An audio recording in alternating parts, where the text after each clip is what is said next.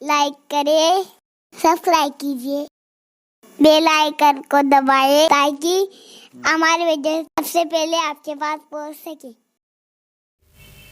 صلہ رحمی کہتے ہیں اپنے رشتہ داروں کے ساتھ حسن سلوک کرنے کو۔ صلہ رحمی کا مطلب یہ ہے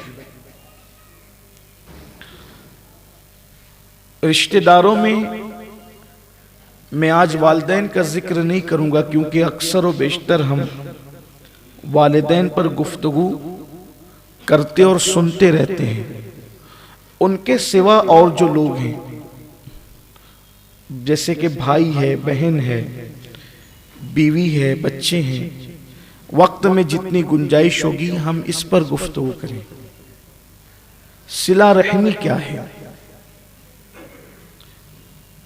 اللہ کے رسول صلی اللہ علیہ وآلہ وسلم نے ارشاد فرمایا، حدیث پاک کا مفہوم ہے کہ عرش کے نیچے رشتہ داریاں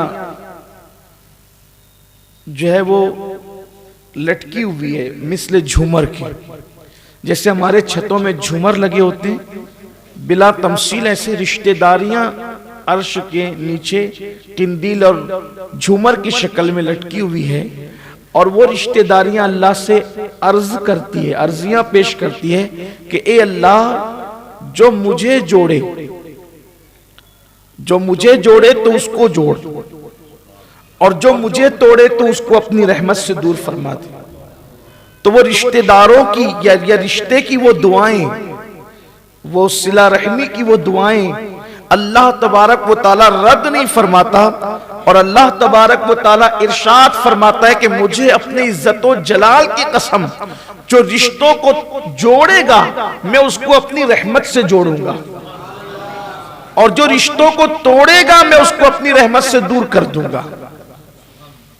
اس کا مطلب یہ ہے کہ اگر دو ٹائپ کے رشتے ہوتے ہیں، ایک تو ارحام کے رشتے جس کو اولو الارحام کہتے ہیں، یعنی پیٹ کے ذریعے سے جو رشتے جڑے ہوئے ہیں، جیسے سگی بہن، سگا بھائی، اس کا تعلق پیٹ کے رشتے سے بھی اور خون کے رشتے سے بھی، کیونکہ یہ ماں کی طرف سے بھی رشتہ دار ہے اور یہ باپ کی طرف سے بھی رشتہ دار ہے۔ اور ایک رشتہ ہوتا ہے جو صرف ماں کی طرف سے، جیسے ماموں، خالہ، یہ نانا، نانی، یہ رشتہ داری۔ اور ایک رشتہ وہ ہوتا ہے جو صرف خون کی وجہ سے ہوتا ہے، چچا، چچی، پھوپھی، یہ سب رشتہ دار، دادا، دادی وغیرہ، یہ سب رشتہ دار، ان کے رشتوں کو بھی نبھانا ہم پر واجب قرار دیا گیا ہے۔ ان کی خبرگیری کرنا، ان کے ساتھ حسن سلوک کرنا، بلکہ اللہ کے رسول صلی اللہ علیہ وآلہ وسلم نے فرمایا، حدیث پاک کا مفہوم ہے کہ اگر باپ کا انتقال ہو جائے تو چچا کے ساتھ باپ جیسا برتاؤ کرو، چچا کے ساتھ حسن سلوک کرو۔ میں صرف آپ سے پوچھنا چاہتا ہوں کہ ہماری داڑیاں لمبی ہے ماشاءاللہ، اور داڑھی کا انکار نہیں، داڑھی کی عظمت بھی ہے، نمازیں بھی پڑھ رہے ہیں، بولو کیا چچا کے ساتھ ہمارا وہ سلوک ہے جو باپ کے ساتھ ہوتا ہے؟ اللہ کے رسول صلی اللہ علیہ وآلہ وسلم نے فرمایا چچا کا مرتبہ باپ کے برابر ہے۔ پھر اسی طرح اگر ماں کا انتقال ہو جائے تو خالہ کو وہ مقام دیا جائے۔ کیا ہمارے خالہوں کا وہ مقام ہے جو اللہ کے رسول صلی اللہ علیہ وآلہ وسلم نے دیا ہے؟ کیا ہم خالہ کو وہ مرتبہ دیتے ہیں؟ میرے پیارے آقا صلی اللہ علیہ وسلم کے پیارے دیوانوں، اگر کوئی بہت زیادہ دیندار ہے تو بس ماں باپ کی خدمت کر لی، ختم ہو گیا، لیکن ماں باپ کی خدمت کرنے پر معاملہ ختم نہیں ہو رہا ہے۔ یہ جو ضرورت پیش آئی ہے اسی لیے پیش آئی ہے کہ مسجدوں کے اندر 50,000 کا چندہ لکھایا جا رہا ہے باپ اور ماں کے ایصال ثواب کے لیے، اور خالہ بھیک مانگ رہی ہے۔ ماں باپ کے ایصال ثواب کا بہترین ذریعہ پہلے یہ تھا کہ ماں کے بعد خالہ کی خدمت کی جاتی، ماں کے بعد ماں کا مرتبہ خالہ کو دیا گیا ہے، اور باپ کے بعد مرتبہ چچا کو دیا گیا ہے۔ تو بتاؤ کہ چچا کے ساتھ وہ حسن سلوک ہوتا ہے؟ غور کرنے کا مقام ہے۔ اگر نہیں ہوتا اس کا مطلب ہم اسلامی تعلیم سے دور ہیں، یا ہم نے پڑھائی نہیں، یا ہم نے سنا ہی نہیں، یا ہم نے اس کی طرف توجہ نہیں دی۔ ایک شخص آیا اور عرض کیا کہ یا رسول اللہ صلی اللہ علیہ وآلہ وسلم، میری ماں کی میں خدمت کرتا تھا، اب اس کا انتقال ہو گیا ہے، اب میں کیا کروں؟ آقا نے فرمایا کہ تیری خالہ ہے، حیات ہے، جا اس کی خدمت کر۔ ان چیزوں کو ہم کہیں نہیں، یعنی کہ کہیں نہ کہیں ہم معاذ اللہ یہودیت کی طرف لاشعوری طور پر چل رہے ہیں، کہ جیسے یہودیوں نے اللہ کی کتاب سے کچھ چیزوں کو لیا جو ان کے نفس پر آسان تھا اور اس پر عمل کیا، اور جو نفس پر گراں گزرتا تھا اس کو چھوڑ دیا۔ رشتہ داروں کے ساتھ اس نے سلوک ہونا چاہیے، صلہ رحمی، اس کی برکت کیا ہے؟ اللہ کے رسول صلی اللہ علیہ وآلہ وسلم فرماتے ہیں کیا فائدہ ہے رشتے نبھانے کا؟ فائدہ کیا ہے رشتہ داری نبھانے کا؟ ہم سمجھتے ہیں رشتہ داری نبھائیں گے تو یار وہ آئے گا اور پیسہ لے کے جائے گا، وہ آئے گا میرے گھر کھا کے جائے گا، وہ آئے گا قرضہ مانگنے کے لیے آئے گا، وہ آئے گا تو اس کی خدمت کرنی پڑے گی، اس کی خدمت کرنی پڑے گی۔ یہ چیز جو ہے نا، یہ دقیانوسیت چھوڑ دو۔ جس کا ہاتھ ایسا رہے گا قدرت اس کے ہاتھ کو ہمیشہ ایسے ہی رکھے گی۔ ہمارے بزرگوں سے ہم نے سنا ہے، دینے والے کو ہم نے کبھی بھیک منگا ہوتے ہوئے نہیں دیکھا، دینے والے کو ہم نے کبھی تنگ دست ہوتے ہوئے نہیں دیکھا، دینے والے کو ہم نے کبھی جو ہے مال کے معاملے کے اندر پریشان حال نہیں دیکھا۔ دینے والا کبھی پریشان نہیں ہوا اور لینے والا کبھی خوش نہیں ہوا۔ لینے والے کو کبھی سکون نہیں، جس کی لینے کی عادت ہے وہ کبھی پرسکون نہیں ہے، دینے والا ہمیشہ پرسکون ہے۔ کتنا بڑا فائدہ ہے، آپ کروڑوں روپے خرچ کر دیں، کیا آپ اپنی زندگی کا 1 منٹ بڑھا سکتے ہیں؟ کروڑوں روپے خرچ کر دیں، لا سکتے 1 منٹ جو چلا گیا؟ بڑھا سکتے 1 منٹ؟ لیکن آؤ عمر بڑھانے کا طریقہ، عمر بڑھانے کا نسخہ، لمبی عمر چاہتے ہو، عمر لمبی چاہتے ہو، مال چاہتے ہو، آج تو لوگ یہی چاہتے ہیں عمر بھی بہت لمبی، مال بھی زیادہ ہو۔ میرے کریم آقا مالک و مختار نبی صلی اللہ علیہ وآلہ وسلم کا فرمان ہے، جو چاہتا ہے کہ اس کا مال بڑھے اور اس کی عمر بڑھے، جو چاہتا ہے کہ اس کا مال بڑھے اور اس کی عمر بڑھے، وہ اپنے رشتہ داروں کے ساتھ حسن سلوک کرے، صلہ رحمی کرے، یعنی بھائی بہن کے ساتھ، بیوی بچوں کے ساتھ، ماں باپ کے ساتھ، گھر والوں کے ساتھ، رشتہ داروں کے ساتھ، جو رشتے تم سے جڑے ہوئے ہیں، خون کے رشتے، دودھ کے رشتے، ان رشتہ داروں کے ساتھ حسن سلوک کرو۔ جو حسن سلوک کرے گا، میرے آقا فرماتے ہیں اللہ اس کا مال بھی بڑھا دے گا اور اللہ اس کی دولت میں بھی اضافہ فرمائے گا، اس کی عمر میں بھی اضافہ فرمائے گا۔ یہاں تک فرمایا گیا اگر رشتہ داروں کے ساتھ کوئی اچھا سلوک کر لیتا ہے، اس کی عمر صرف 3 دن رہ جاتی ہے۔ 3 دن کسی کی عمر رہ گئی، حسن سلوک کرتا ہے رشتہ داروں کے ساتھ، وہ 3 دن کی عمر بڑھا کر 30 سال تک کر دی جاتی ہے۔ عمر بڑھ رہی ہے حسن سلوک کرنے سے۔ اور کچھ ایسے لوگ ہیں کہ جن کی عمر لمبی ہوتی ہے لیکن رشتے توڑنا، رشتوں کو منقطع کرنا، جا تو میرا نہیں، جا تو میرا، یہ تو میرا نہیں والا اسلام میں ہے ہی نہیں۔ اسلام تو جوڑنے کے لیے ہے۔ تھوڑی سی کچھ ہوگی کہ تو میرا نہیں، بھائی کو کہہ دیا تو میرا نہیں، فلاں کو کہہ دیا تو میرا نہیں، یہ نہیں ہے۔ اسلام جوڑنے کی بات کرتا ہے۔ دیکھو حضور علیہ السلام نے کیسے رشتے نبھائے۔ فتح مکہ کے دن، فتح مکہ کے دن سارے دروازے کھلے تھے سرداران قریش کے، کیونکہ حضور علیہ السلام فاتحانہ شان سے مکے میں داخل ہوئے۔ آج اللہ کے رسول علیہ السلام کو کوئی روک نہیں سکتا تھا، سب کے دروازے، ہجرت کی رات سب کے دروازے بند تھے، اور فتح مکہ کے دن سب کے دروازے کھلے ہوئے تھے۔ توجہ کرنا، رشتے نبھانے کے بارے، رشتے داری کیسے نبھائی جاتی ہے حضور سے سیکھو، اور ہم نے تو سب انہی سے سیکھنا ہے۔ ہم نے کہا کوئی کسی سیریل سے سیکھنا ہے، سیریل سے وہ سیکھے جن کے یہاں خود کوئی اصول اور ضابطہ موجود نہ ہو۔ نچنیوں سے ہم کیا سیکھیں؟ جو اپنے ماں باپ کے نہ ہوئے وہ ہمیں کیا سکھائیں گے؟ ہم نے تو سیکھنا آمنہ کے لال سے ہے، محبوب کردگار سے ہے۔ رشتے نبھانے کا انداز دیکھو، دیکھو توجہ کرو۔ رشتہ کیسے نبھاتے ہیں حضور علیہ السلام. ہجرت کی رات نکل آئی میری زبان سے, اس پر بھی گفتگو کر لوں. ہجرت کے لیے نکل رہے ہیں تو بستر پہ کسی دوسرے کو نہیں سلایا, اپنے رشتہ دار کو سلا. اپنا بستر اپنے رشتے کے بھائی کو عطا کیا. اور فتح مکہ کے دن سب کے گھر کھلے ہوئے, میرے گھر آئے. اللہ کے رسول علیہ السلام کسی کے گھر نہیں گئے اس وقت, اپنی چچا زاد بہن حضرت ام ہانی کے گھر گئے. حالانکہ اوروں کے گھر میں جاتے, مالداروں کے گھر میں تو بہت کچھ کھانے پینے کی چیزیں مل سکتی تھی. اس دن ام ہانی کے گھر میں کھانے کے لیے کچھ نہیں تھا, لیکن حضور گئے انہی کے گھر, رشتہ نبھائے. رشتے کا کتنا خیال فرمائے. اس کو اس اینگل سے بھی تو ہم دیکھیں, حدیث کو جس زاویے سے دیکھیں آپ وہ پھول لے سکتے, وہ موتی نکال سکتے. حدیث کی شان یہی ہے کہ حدیث مبارکہ کو آپ جس اینگل سے دیکھیں گے, جس زاویے سے دیکھیں گے, جس زاویے نگاہ سے دیکھیں گے, آپ کو اس سے وہ نکات ملتے ہوئے نظر آئیں گے. حضور علیہ السلام ام ہانی رضی اللہ تعالیٰ عنہ کے گھر رکے. یہ مولا علی کی بہن ہے, مولا کائنات کی سگی بہن ہے ام ہانی رضی اللہ تعالیٰ. ان کے گھر رکے اور پھر ان سے پوچھا کھانے کے لیے کچھ ہے؟ تو اس کی کہ حضور کچھ بھی نہیں ہے, کچھ سوکھے ٹکڑے ہیں.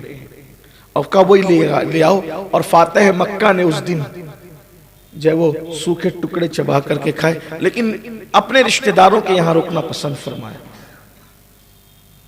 پھر اس کے بعد دیکھیں حلیمہ سعدیہ کے ساتھ جو سلوک کیا, حلیمہ سعدیہ کی بیٹی کے ساتھ جو سلوک کیا, حالانکہ وہ تو دودھ کا رشتہ تھا. ایک مجھے روایت یاد آئی, حنین کی جنگ میں جب جنگ حنین ہو گئی تو حنین کی جنگ میں اتنا مال ہاتھ آیا کہ شاید اس سے پہلے اتنا مال کبھی ہاتھ نہیں آیا تھا. لیکن حضور اکرم صلی اللہ علیہ وآلہ وسلم کی عادت کریمہ تھی کہ جب مال غنیمت ہاتھ آتا تو حضور وہیں کے وہیں سب تقسیم کر دیتے صحابہ میں. ایک جنگ حنین کا مال غنیمت تھا جس کو اللہ کے نبی صلی اللہ علیہ وسلم نے کئی دن تک تقسیم نہیں کیا, انتظار کیا. روایتوں میں یہاں تک آتا ہے 10 یا 15 دن تک کہ وہ مال ایسے ہی پڑا رہا. لوگ سوچتے تھے کہ حضور تقسیم کیوں نہیں کرتے, حضور تقسیم کیوں نہیں کرتے, حضور تقسیم کیوں نہیں کرتے. حضور علیہ السلام کے ذہن میں خیال تھا, جو حضور علیہ السلام اس کا اظہار نہیں کر رہے تھے. خیال یہ تھا کہ یہ جگہ حلیمہ سعدیہ کے رشتہ داروں کی ہے, تو حلیمہ کے بہت سارے رشتہ دار قیدی بن کر آئے جو دودھ کے رشتے سے میرے چچا تایا لگتے ہے. کافر, توجہ کریں آپ, ہے کافر, خون کا کوئی رشتہ نہیں ہے, دودھ کا رشتہ ہے, پیٹ کا بھی رشتہ نہیں ہے, دودھ کا, صرف دودھ کا رشتہ ہے. رضائی ماں کے خاندان کے لوگ رشتہ دار ہیں. چچا تایا لگتے ہیں. اللہ کے حبیب علیہ السلام نے انتظار فرمایا دیر تک, کئی دن تک. بالآخر کوئی ایسی صورت نہ بنی تو حضور علیہ السلام نے پھر صحابہ کو تقسیم کر دیا. ادھر مال غنیمت تقسیم ہوا, ادھر حلیمہ سعدیہ کی بیٹی شیمہ وہ آئی حضور کے پاس, کہنے لگی مجھے پہچانتے ہو, میں آپ کی بہن ہوں. حضور علیہ السلام نے فرمایا کہ تم کیسے بہن ہو؟ وہ کہنے لگی کہ حلیمہ کی بیٹی اور شیمہ میرا نام ہے, بچپن میں آپ کو کھلاتی تھی. کہا ہاں شیمہ کو تو جانتا ہوں, لیکن وہ تم ہی ہو, چونکہ وہ بوڑھی ہو گئی تھی. اب بچپنا, جوانی اور پھر بڑھاپا تو کافی چہرے بھی تبدیل ہوتے ہیں, اور وہ بوڑھی ہو گئی تھی. اور کہا کہ کیا تم کوئی ایسی خاص بات بتا سکتی ہو جس سے میں تمہیں پہچان لوں کہ تم ہی شیمہ ہو؟ انہوں نے کہا ہاں, ایک بات میرے اور آپ ہی کے درمیان ہے, صرف آپ کا بچپنا تھا اور آپ کو میں زبردستی کہیں لے جانا چاہتی تھی اور آپ نہیں آنا چاہتے تھے, تو میں نے آپ کو اپنے کندھے پہ بٹھایا اور لے کر چلنے لگی, تو آپ نے میرے پشت پر جو ہے اپنے دانت اقدس کے نشان ڈال دیے. وہ نشانوں کا اثر اب بھی ہے. حضور علیہ السلام مسکرا پڑے اور پھر آنکھوں میں آنسو بھی آ گئے کہ تم اس حالت میں ہو. لیکن چونکہ اب صحابہ کو حضور علیہ السلام مال غنیمت اور غلام اور کنیز تقسیم کر چکے تھے، حضور علیہ الصلوۃ والتسلیم نے اب سوچا کہ چونکہ اب یہ اس کے مالک ہو گئے تو ان سے واپس کیسے لوں. تو آقا کریم صلی اللہ علیہ وآلہ وسلم نے فرمایا اگر تم میں کا کوئی شخص میری خاطر، چونکہ اب یہ میری ماں کے رشتہ دار ہیں، یہ میری بہن ہے رضائی بہن، اس کے رشتہ دار ہیں، اب چونکہ رشتہ ہو گیا ہے، حالانکہ وہ مسلمان نہیں ہوئے، وہ لوگ ابھی مسلمان نہیں ہوئے. ذرا رشتوں کا اندازہ کریں، رشتوں کا اندازہ کریں. ہم دوستوں پہ خرچ کرتے ہیں، رشتہ داروں پہ کیا کرتے ہیں؟ حالانکہ سب سے بہترین پیسہ وہ ہے جو دوستوں پہ خرچ کیا جائے. دوستوں پہ بھی خرچ کرنے کا حکم ہے، لیکن اول نمبر پر ہمارے رشتہ دار ہیں، بھائی بہن، ماں باپ، بال بچے ہیں. اللہ کے رسول صلی اللہ علیہ وآلہ وسلم فرماتے ہیں زکوٰۃ کے بعد سب سے زیادہ مسلمان کو اگر کہیں خرچ کرنے پہ ثواب ملتا ہے تو وہ اپنے ماں باپ، اپنے بھائی بہن اور اپنی اولاد پہ خرچ کرنے پہ ثواب ملتا ہے. زکوٰۃ کے بعد سب سے زیادہ ثواب اس پر ملتا ہے. سب سے بہترین صدقہ اللہ کے رسول علیہ السلام فرماتے ہیں جو تم اپنے رشتہ داروں پہ خرچ کرتے وہ ہے. نہیں کرتے، ہم دل چھوٹا کرتے. تو اللہ کے حبیب علیہ السلام نے فرمایا کہ یہ میری بہن ہے اور پھر یہ ہمارے رشتے، یعنی کہ اب ماں کی وجہ سے یہ رشتہ ہو گیا ہے، حلیمہ کی وجہ سے، تو تم لوگ اپنے غلام اور کنیز کیا میری خاطر چھوڑ سکتے ہو؟ اپنا مال چھوڑ سکتے ہو؟ کچھ لوگوں نے چھوڑ دیا، لیکن کچھ لوگ تھے انہوں نے نہیں چھوڑا. کچھ ایسے بھی تھے فتح مکہ کے بعد نئے نئے مسلمان ہوئے تھے، انہوں نے نہیں چھوڑا، کنیز اور غلام نہیں چھوڑے. تو اللہ کے رسول نے فرمایا ایک کام کرو، مجھے قرضے کے طور پر یہ غلام اور کنیزیں دے دو، یہ سارے مال جو تم کو آئے ہیں، گھوڑے اونٹ وغیرہ، یہ سب مجھے قرضے کے طور پہ دے دو. جب اللہ تبارک و تعالی مجھے دے گا تو میں یہ سب تم کو عطا کر دوں گا. لیکن چونکہ رشتے کی وجہ سے ان سب کو یہ سب مال واپس کر دیا جائے، کیونکہ جن سے رشتہ ثابت ہو گیا ہے ان کو یہ مال واپس کر دیا جائے. حضور علیہ السلام نے وہ مال بھی واپس فرمایا. پھر شیما سے کہا اگر تم چاہو تو میں تمہیں اپنے ساتھ لے کر چلوں، بہت عزت کے ساتھ تمہیں رکھا جائے گا مدینے میں. انہوں نے کہا نہیں، میں تو جو ہے وہ اپنے قبیلے میں واپس جانا چاہتی ہوں. لیکن حضور علیہ السلام کا یہ صلہ رحمی کا انداز دیکھ کر کے وہ اس قبیلے کے اکثر لوگ کلمہ پڑھ کے اسلام میں داخل ہو.